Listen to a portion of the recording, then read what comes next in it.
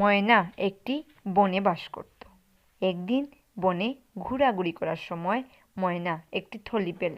তখন ময়না বলল, এই থলিতে আবার কে?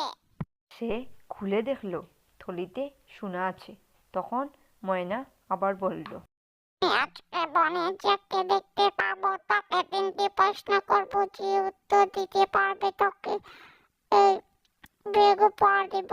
তখন একজন কাঠুরে বনে কাঠ কাটতে যাচ্ছিল, আর ময়না তাকে দেখে ডাকলো এবং সে 3টি প্রশ্ন করলো। সেই কাঠুরে 3টি প্রশ্নের মধ্যে 2টির উত্তর দিতে পারলো। তখন ময়না তাকে বলল, আমি তোমাকে এই থলিটি দিতে পারি।